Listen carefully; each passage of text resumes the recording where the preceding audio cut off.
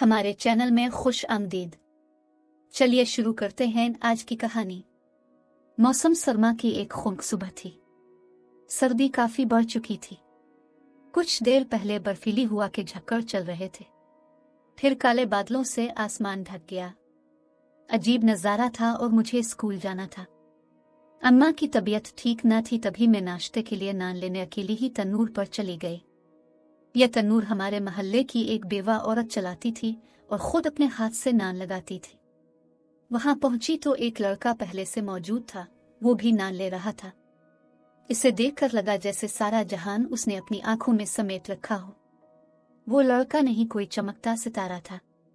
इन दिनों में 13 बरस की थी और वो 20 बरस का होगा। मैंने नान वाली खाला से कहा, मुझे जल्दी नान दे दो, स्कूल को देर हो रही है। तभी लड़के ने अपने लिए खरीदे हुए नान मुझे दे दिए।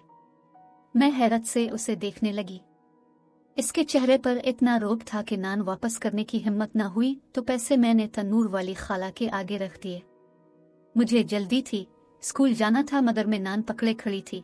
शायद इसकी सूरत में गुम थी। ऐसी सूरत जिंदगी में पहली बार जो देखी थी। मेरी हैरत से बेनियाज वो चला गया। इस वाकया को एक माह गुजर गया। दोबारा न देखा तो आंखें उसे देखने को तरसने लगी, मगर वो दिखाई ना दिया। जब घर से निकलती दुआ करती, ये काश उसे देख लूं। एक रोज दुआ कबूल हो गई।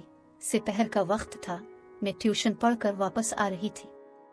क्या देखती हूँ, वही लड़का आंखों में सुरमा और चेहरे पर तबस्सुम लिए अपने किसी दोस्त के हमरा कुछ सामान उठाए अपने मकान की तरफ जा रहा है। इसका घर ज्यादा दूर न था। जब वो पास से गुजरा तो मेरी जानिब मुड़कर देखा, तभी दिल की धड़कनें तेज हुई। जी चाहा इसे पुकार लूं, मगर इतनी कमसिन थी कि पुकारने की जुर्रत भी ना कर सकती थी। अम्मा जान से कहा, जाने कौन लोग सामने वाले मकान में आए हैं, इन नए किराएदारों से जाकर मुलाकात करनी चाहिए। क्यों भाई, क्यों जाएं? उन्होंने सख्ती से जवाब दिया और मैं सहम कर चुप हो गई। एक रोज कुदरत ने अचानक इसकी सूरत दिखा दी। क्या देखती हूँ, घर के सामने खड़ा है और मोटरसाइकिल ठीक करवा रहा है। मुझे अपनी आंखों पर एतबार नहीं आ रहा था। जल्दी जल्दी उसकी तरफ गई। वो अकेला था लेकिन बात ना कर सकी। एक लफ्ज भी अदा नहीं हो रहा था। एक रोज एक खातून और 2 लड़कियां हमारे घर आए। आने वाली आंटी ने अपना तारुफ कराया। मैं जुनैद की माँ हूँ और ये मेरी बेटियां ज़ेबा और शीबा हैं। हम आपके सामने वाले मकान में आए हैं, सोचा अब से मिले। वो बहुत मिलनसार और मुहज्जिब थी। अम्मा और आपा खुशदिली से मिली, इनको पसंद किया और कहा कि हम भी आपके घर आएंगे। मेरी खुशी की इंतहा न थी। दिल की मुराद बर आई थी। आरज़ू थी कि उनके घर आना जाना हो। एक बात नोट की कि वो मेरी जानिब तवज्जो और दिलचस्पी से देखती थी। शीबा ने मुझसे दोस्ती कर ली और घर आने का अहद लिया। हफ्ता बाद अम्मा ने कहा, हमसायों से मिलकर आते हैं। मेरी खुशी की इंतहा न रही, जल्दी से तैयार हो गई। मैं और अम्मा गए। उन्होंने बड़ी आओ भगत की। हम वहां कुछ देर बैठकर आ गए। दिल था कि इस मकान की दहलीज पर रह गया था। मैट्रिक के इम्तिहान होने वाले थे। मैं पढ़ाई में मसरूफ थी, लेकिन शीबा रोज आ जाती। मैं पढ़ाई छोड़कर इससे बातें करने लगती। खुदा खुदा करके पर्चे हो गए तो एक रोज इसने कहा, हम तुम्हारा रिश्ता जुनैद भाई के लिए मान रहे हैं, तुम्हारी क्या मर्जी है? क्योंकि भैया का ख्याल है कि किरण की मर्जी जरूर मालूम करनी चाहिए। मैं यह सुनकर शर्मा गई, मगर खुशी चेहरे से छलक रही थी। शीबा ने पूछा, तुम चुप हो लेकिन मुस्कुरा रही हो, तो मैं हाँ समझू। मैंने इस बात में गर्दन हिला दी, क्योंकि चेहरे पर हया की सुर्खी ने इसे सब कुछ बता दिया था। शीबा ने जुनैद से कहा, जिस लड़की को तुमने पसंद किया है वो भी तुम्हें पसंद करती है। हम किरण का रिश्ता जरूर लेंगे। अम्मा अपनी हर बात मेरी बड़ी बहन के सलाह और मशवरे से करती थी, और आपा जो शादीशुदा थी, हमारे घर की ऊपर वाली मंजिल पर रहती थी। जब जुनैद की अम्मा रिश्ता लाई तो अम्मा ने आपा से मशवरा किया और फिर उन्होंने लड़के को बुला लिया। कुछ देर बातचीत की। इनको जुनैद बहुत पसंद आया। उन्होंने बाबा से बात की। बाबा खासे बूढ़े थे, कहने लगे, बेटा जैसी तुम लोगों की मर्जी, मैं क्या कह सकता हूँ, खुद ही देखभाल कर लो। बहनोई ने भी जुनैद को जांचा परखा, फिर अम्मा को कहा, लड़का अच्छा है, फौरन हाँ कर दें और साथ ही निकाह कर दें। जो मैं सोच भी ना सकती थी वो हो गया। पहले दिन बात पकी हुई और हफ्ता बाद मेरा जुनैद से निकाह हो गया। शुरू में ससुराल वाले बड़े तहाइफ लेकर आते। कुछ अरसा बाद उन्होंने मुतालबा किया कि रुखसती कर दें। इस बात पर बहनोई साहब ने कहा कि 4 साल का आपने अहद किया था, अभी तो 2 साल गुजरे हैं। मेरे ससुर गरीब आदमी हैं, इनकी आमदनी का कोई खास जरिया नहीं है। अच्छी रकम का बंदोबस्त कर रहे हैं ताकि जहेज बना सके। कुछ जहेज बन जाए तो लड़की को रुखसत कर देंगे। लेकिन उन्होंने ही इसरार किया कि हमको जहेज की जरूरत नहीं है, हमको बगैर जहेज के रुखसती दे दे। इसके बाद कुछ लोगों ने ये बात फैला दी कि वो लड़की को ब्याह कर ले जाएंगे और फिर तलाक दे देंगे। तब मेरे घर वाले बेहद परेशान हो गए। इस वजह से बहनोई ने मेरे हक महर में 50,000 के इजाफे का मुतालबा कर दिया। इस बात पर वो लोग बददिल हो गए और पीछे हो गए। अब असल परेशानी का शिकार में और जुनैद थे, क्योंकि हमें एक दूसरे से जुदाई मंजूर न थी। शीबा ने मुझे अपने भाई का खत ला कर दिया जिसमें लिखा था, पाक में मिलो। मैं सहेली के घर जाने के बहाने पाक में आ गई और इससे मिली। सलाम के अल्फाज भी मुझसे अदा नहीं हो रहे थे। वो जाने क्या कहता रहा, लेकिन मैं एक बात का भी जवाब ना दे सकी, बस उसके चेहरे की तरफ देखती रही। जब कहा, क्या बात है, तुम इतनी खामोश क्यों हो? देखो किरण, अगर तुम्हारे घर वालों ने रिश्ता ना दिया तो मेरे घर वाले तलाक पर तुल जाएंगे और हम बिछड़ जाएंगे। मैं बहुत कुछ कहना चाहती थी मगर कहा तो बस इतना, और मिल जाएगी लेकिन मुझसे ना मिलेगी। हाँ तुम भी हो, लेकिन अहद करो मुझे धोखा ना दोगी। अहद करो तुम कभी मुझे धोखा ना दोगे। उसने मेरे सर पर हाथ रखकर कसम खाई कि कभी धोखा ना दूंगा। कुछ देर बाग में बैठकर हम आ गए तो मेरे दिल को सुकून मिला। इस पहली और आखिरी मुलाकात के बाद मुझ बदकिस्मत पर वो क़यामत टूटी के कलम लिखते हुए और हाथ रकम करते हुए कांप रहे हैं। ये वो दिन था जब ज़लज़ला आया था। सुबह का वक्त था। मैं अपने घर की खिड़की से इसके दरवाजे की समत देख रही थी। मेरी आंखें उसका दीदार करना चाहती थी। अचानक जमीन के अंदर इस कदर खौफनाक गड़ाहट सुनाई दी कि मारे दहशत के मेरी चीख निकल गई। मुझे कुछ होश नहीं रहा कि क्या हुआ। घर, मकानात, पहाड़, सभी कुछ जमीन बोझ था। खाक, खून, पत्थर, चीखें और सिसकियां। मैं कुछ देख सकती और ना सुन सकती थी। जब होश आया तो कायनात बदल गई थी। मेरा कुछ भी मेरे पास न था। घर वाले कहाँ गए खबर नहीं। मैं एक गाड़ी में थी और मेरे इर्द गिर्द अजनबी चेहरे थे। वो जाने कहाँ मुझे ले जा रहे थे। ये लोग बर्दा फरोश थे, मेरे अलावा और भी लड़कियां उनके हाथ लगी। ये हमें उठा लाए और फरोख्त कर दिया। फिर हम ऐसी जगह पहुंचा दी गईं कि जिसका नाम लेते हुए शुरफा घबरा जाते हैं। ये लाहौर का इलाका था जहां हसन फरोशी और जिस्मों का कारोबार होता था। मुझे भी इन जालिमों ने इसी जहन्नम में धकेल दिया। शुरू दिनों में मुझ पर क्या गुजरी है ये ना ही लिखूं तो बेहतर होगा, क्योंकि मेरे वालिदैन अगर जिंदा होंगे और वो ये हाल पढ़ लेंगे तो उन पर एक और क़यामत भी गुजर जाएगी। जहां मैं थी वहां रोज ही खरीदार आते थे और हमको सजा सनवार कर उनके हवाले कर दिया जाता था। मेरे साथ वाले कोठे पर जिस बेगम का ठिकाना था, इसमें उसकी 4 नाम निहाद बेटियां रहती थी जिनसे वो दौलत कमाती थी। इन लड़कियों में से एक का नाम मदीहा था और वो भी मेरी तरह मुसीबत की मारी थी। इस लड़की से मेरी दोस्ती हो गई और अक्सर जब फरागत होती हम मिल बैठकर दुख बांट लिया करती थी। एक दिन खिड़की से मैंने अपनी इस सहेली मदीहा को बुलाया तो मैं ये देखकर हैरान रह गई कि सामने ही सोफे पर जुनैद बैठा था। मेरी आंखें धोखा नहीं खा सकती थी। भला मैं कैसे उसकी सूरत भुला सकती थी जिसकी सूरत मेरे दिल में बसी थी। बड़ी मुश्किल से खुद पर काबू पाया। अपने आप को कैसे जाहिर करती इस बात का भी हौसला नहीं था, लेकिन मैं उसकी मनकूहा थी। मेरा इसके साथ निकाह हुआ था और तलाक भी ना हुई थी। काफी देर खिड़की में खड़ी रही और वो उनके घर से निकल कर चला गया, साथ उसका दोस्त था। जब वो चला गया तो मैंने मदीहा को बुलाया और पूछा कि ये कौन लोग थे। कहने लगी शमशीर था जो आपा का शैदाई है और आज वो अपना एक दोस्त साथ लाया था। ये नया पंछी है, मेरे लिए बात की है, शाम को मुझे ले जाएंगे। मेरा दिल बैठ सा गया। लब पर हकीकत लाना चाहती थी मगर जब्त कर लिया कि राज इफ्शा होने की सूरत में मजीद हालात खराब हो सकते थे। 1 हफ्ता तक वो नजर न आया। बारहा इरादा किया मदीहा से पूछूं मगर ज़बान न खोल सकी। इत्तेफाक के एक रोज़ मेरी तबीयत ख़राब हो गई और दवा लेने अम्मा ने मुझे नौकरानी के हमरा साथ वाले मतब भेजा तो मतब के दरवाजे के करीब मुझको जुनैद नज़र आ गया। मैं खुद पर काबू ना रख सकी और निकाब उलट दिया, हालांकि मुझे पता था कि यहाँ इर्द गिर्द ऐसे चौकीदार फिरते रहते थे जिनके फ़राइज़ थे कि वो हम पर नज़र रखें ताकि कोई लड़की कहीं भाग कर ना जा सके।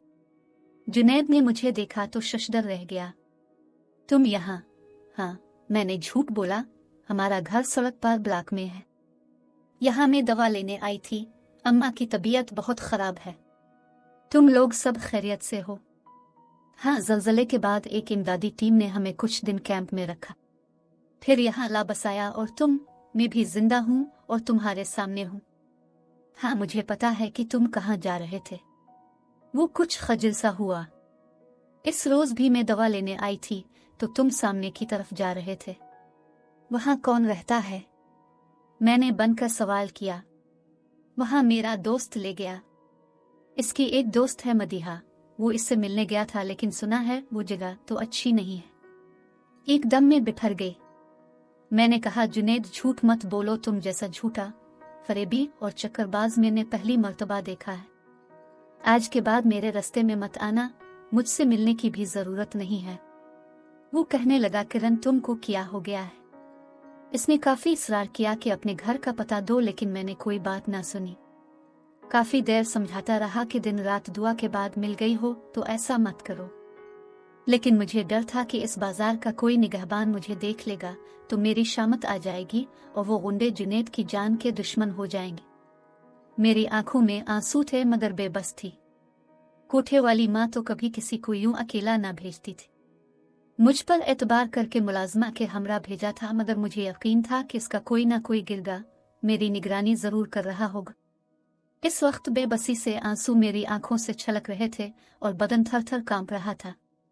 मेरी ये हालत देखकर उसने कहा, वाकई तुम बहुत खूबसूरत हो, इसमें कोई शक नहीं और मैं तुम्हारे काबिल नहीं था, लेकिन यह सच है मैंने अपनी जिंदगी में मोहब्बत सिर्फ तुमसे ही की है और हमेशा करता रहूंगा, तुम चाहे मुझे भूल जाओ। रही बात मुलाकात की, अगर तुम नहीं चाहती आज के बाद में भी तुम्हारे इस शहर में नजर नहीं आऊंगा। अगर तुम खुद मुझसे राब्ता करना चाहो तो ये लो मेरा नंबर, इस पर मुझे फोन कर देना। मैं तुम्हारे सारे गम समेट लूंगा और अपनी सारी खुशियां तुमको दे दूंगा। सदा खुश रहो। वो चला गया तो मैंने मुलाजमा से कहा, शानो तुम अम्मा को कुछ ना बताना, दरअसल ये मेरा शौहर था, निकाह हुआ था, रुखसती नहीं हुई थी, तलाक भी नहीं हुई थी, बस रुखसती पर झगड़ा चल रहा था कि हम बिछड़ गए, ज़लज़ले ने हमको जुदा कर दिया। शानो कहने लगी, बेटी तो अब इसको भूल जा, जिस जगह तो है वहां से कोई शौहर अपनी बीवी नहीं ले जाता, ले भी जाए तो दुनिया इसको खार करती है और फिर तुमको वापस यहाँ ही पनाह लेनी पड़ेगी। दूसरी बात यह है कि अगर किसी ने इसको तेरे साथ बात करते देख लिया तो फिर तो अच्छी तरह जानती है यहाँ के कायदे कानून क्या है, भलाई इसी में है, माजी को दिल में दफन कर दे। शानो मुझ पर मेहरबान थी, मैं जानती थी कि वो मेरा राज इफ्शा न करेगी, लिहाजा मैं उससे दुख बांट लिया करती थी। ठिकाने पर आकर मैं निढाल थी, बिस्तर पर लेट गई। माँ ने समझा कि मेरी तबीयत खराब है इसीलिए निढाल पड़ी हूँ। मुझे दवा लेने की ताकीद की और बावरचुन से कहा कि इसके लिए सूप बना दो, बच्ची कमजोर हो गई है। मम्मी की हम पर इनायतें तो बहुत थी लेकिन वो हमारी इज्जत की दुश्मन थी। यूं हम सारी लड़कियों पर वो दिन रात वारी सदके जाती थी, हम नोट कमाने की मशीनें जो थी। इस बार जब वो मदीहा के पास आया मैंने खिड़की से देख लिया। अगले रोज मदीहा से कहा कि जरा तुम इससे किरण का जिक्र करना कि कौन थी, कैसी थी और तुम्हारी क्या लगती थी, और मुझे बताना। मदीहा ने मुझे बताया कि वो तुम्हारी बहुत तारीफ करता है, कहता है कि अगर दुनिया वाले मुझे सारी दौलत, सारी खूबसूरत लड़कियां दे दें तो वो एक तरफ और किरण एक तरफ, मैं इन सब को ठोकर मार दूंगा। वो तुमसे बहुत मोहब्बत करता है।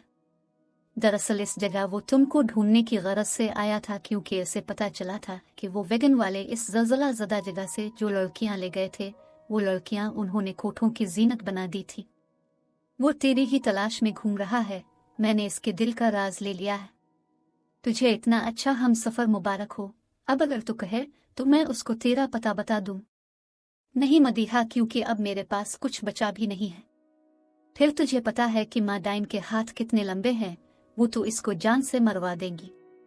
मदीहा बोली, अरे जालिम, इसको सारी हकीकत बता दे। वो जुबान का पक्का है, एक बार इस शहर से निकल गया तो फिर कभी नहीं आएगा। मैं खौफ से इस वक्त न बता सकी, मगर सोचती थी कि बता दूं। ये सोचने में शायद मैंने बहुत देर कर दी। अब 6 साल होने को हैं कि फिर उसकी सूरत नहीं देखी।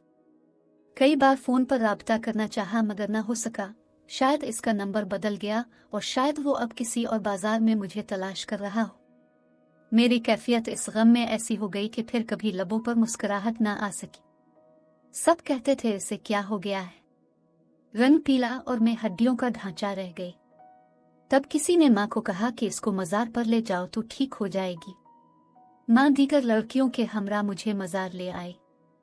क्या देखती हूँ कि वहाँ एक लड़का लंबी दाढ़ी, लंबे बाल बखेरे, बिल्कुल कमजोर लकड़ी की मानंद गले में जंजीरें डाले, बोसीदा लिबास में बैठा है, जैसे होशो हवास खो चुके हो।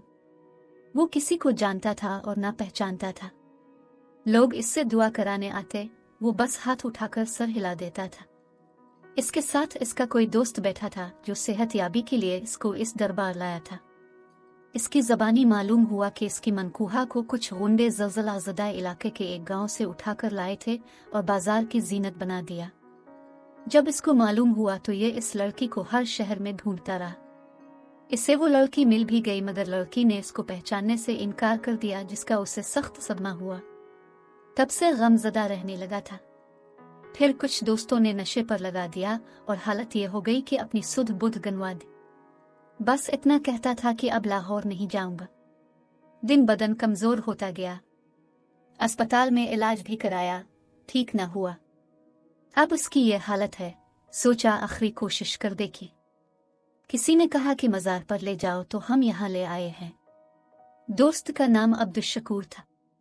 मैंने तमाम किस्सा सुना, फिर अकीदत से दोजानू होकर इस शख्स के सामने बैठ गई कि यह बुजुर्ग मेरा ही जुनैद था। मैंने इसको पहचान लिया, मगर वो मुझे न पहचाना, क्योंकि इसकी आंखें पहचान खो चुकी थी। सभी दुआ कराने के चक्कर में थे, मगर मुझसे तो वहां ठहरा न गया और मैं वहां से परे हो गई, क्योंकि मैंने अपने अंदर झांक लिया था कि मैं क्या हूं। काश इस वक्त में हकीकत जुनैद को बता देती, फिर जो होता देखा जाता। मगर इस वक्त में 16 बरस की थी, अक्ल थी और ना हौसला था। मैं खौफजदा हिरन की मानिंद वहशी इंसानों की शिकारगाह में थी। हरदम दुआ करती हूँ खुदा करे वो ठीक हो जाए। अपनी बदनसीबी का रोना बहुत रो चुकी, मगर अपनी बुज़दिली पर मैं खुद को भी मुआफ नहीं करूंगी। नाजरीन, वीडियो अच्छी लगे तो लाइक करें, चैनल को सब्सक्राइब करें और दुआओं में याद रखें। अल्लाह हाफिज।